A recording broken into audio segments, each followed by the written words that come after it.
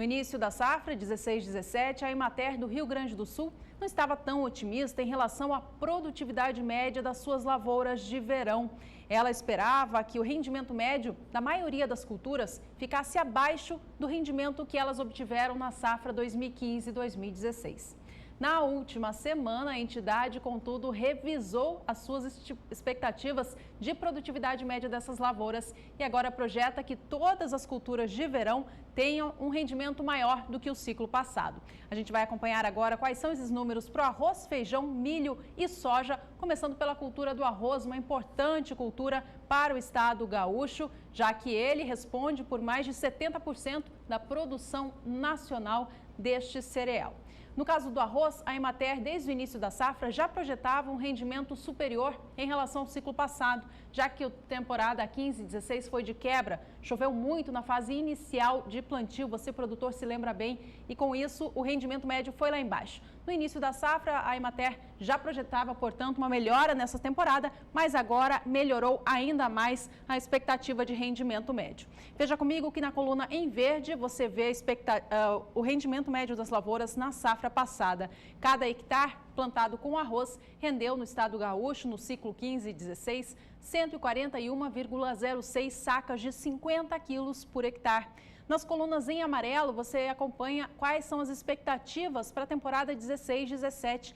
No início da safra, a Emater Gaúcha estimava um rendimento de 152,70 sacas de 50 quilos por hectare.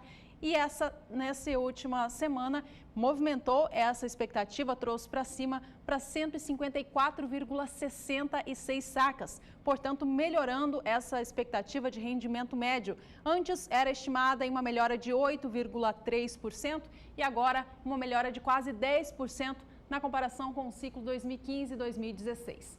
No caso do feijão de primeira safra, aí sim houve um incremento muito grande. No início da safra, a Emater estimava um rendimento menor do que da temporada 15/16 e agora melhorou, trazendo bem para cima essa expectativa de rendimento das lavouras. Na safra 15/16, cada hectare plantado com feijão na primeira safra rendeu 24,81 sacas de 60 quilos por hectare.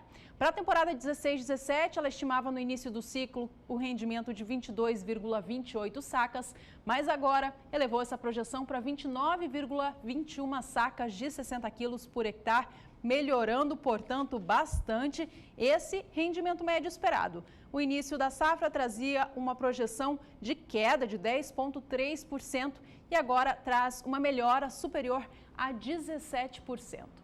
No caso do milho, a mesma situação aconteceu. No início do ciclo, ela projetava um rendimento inferior à da temporada passada e agora melhorou bastante. A gente fala então a respeito do milho plantado no Rio Grande do Sul, destinado ao mercado de grão e não aquele à silagem, ok? Vamos aos negócios então para o milho no estado gaúcho e o rendimento médio das lavouras. No ciclo passado, o estado registrou uma produtividade de 106,76 sacas por hectare. Veja só que no início do ciclo 16/17, a Emater estava bem pessimista em relação às lavouras do cereal no estado. Estimava uma safra de 100,31 sacas por hectare. Os números dessa última semana, no entanto, trouxeram essa expectativa de rendimento para 113,15 sacas, mostrando, portanto, uma melhora de cerca de 6% e não uma redução em cerca de 6%, como estava sendo esperado. Para a soja, a mesma situação aconteceu. No início do ciclo, a entidade esperava um rendimento inferior ao do 15/16 e agora trouxe essa projeção para cima. Vamos acompanhar então, para finalizar esse estudo, o rendimento médio para a soja no Rio Grande do Sul, de acordo com a Emater. Ciclo passado, 15/16, teve um rendimento de 49,68 sacas por hectare. No início da safra, a Emater projetava um rendimento de 47,81 e agora trouxe essa projeção para mais de 50 sacas por hectare, fechando em 50,80 sacas. Com toda essa revisão para cima no rendimento médio das lavouras, a nova projeção para a produção de grãos do estado passa agora pela primeira vez de 30 milhões de toneladas. E olha agora uma situação bem grave que traz muita preocupação para todo o país. Nesse final de semana, uma frente fria passou pelo sul do Brasil e trouxe fortes tempestades aos estados. No caso do Rio Grande do Sul, essas tempestades fizeram com que muitas famílias ficassem desabrigadas, trazendo prejuízos tanto no campo quanto na cidade. Há pessoas desaparecidas e também registros de morte. Vamos saber agora com a Nadiara Pereira como é que fica a previsão do tempo para o sul do Brasil.